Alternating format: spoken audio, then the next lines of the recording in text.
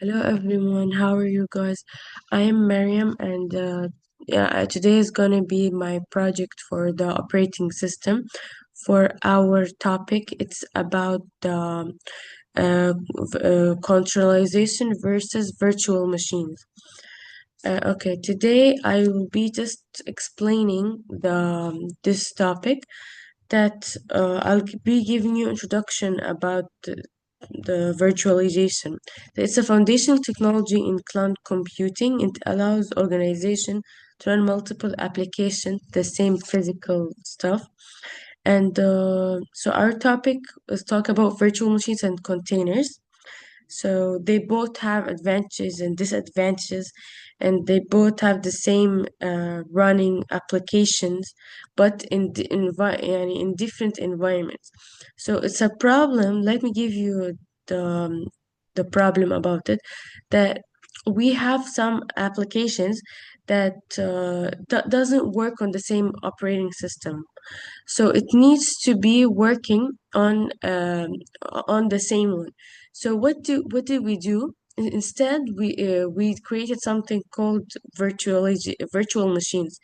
These stuff let the applications work on the same operating system or on the same device and many devices, isolated devices, and very efficiently and very fast. So we prioritize. We like it, both of them. Why? Because it prioritize security and it's safe to use, and it can. It also provides the storage. Like the storage is very good and it's fast opening and it's well doing.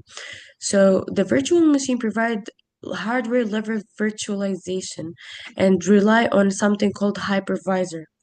It's such as VMware, Hyper-V, or KVM, and it can be created on isolated environments.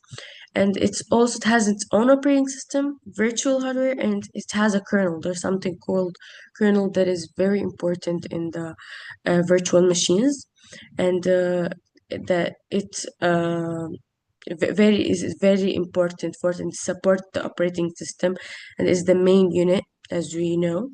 And so these are the positives of virtual machine, but it has also weaknesses, that it can be heavy resource usage, that after a time on the memory it can have a problem.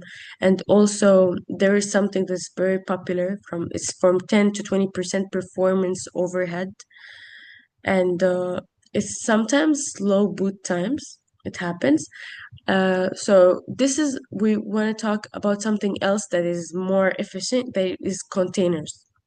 So the container is also a provide operating system level virtualization, but it does not run its own kernel or its own kernel. Instead, it needs to share the hosts of OS kernel. So it can use so it can share virtually, and it uses Linux features such as something that are the basics like namespace and C groups.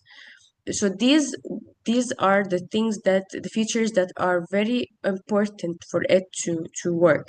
There's strengths for containers and weaknesses. One of its strengths is that it's a low weight. It starts in milliseconds and stuff. Okay, so we can talk more.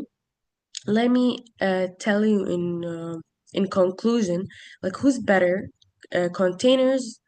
Um, how does it work using and virtual machines and stuff. So the CPU performance for containers is like 85 to 90, and the memory is like 95%, and it has many stuff to compare for. Okay, thank you so much for watching.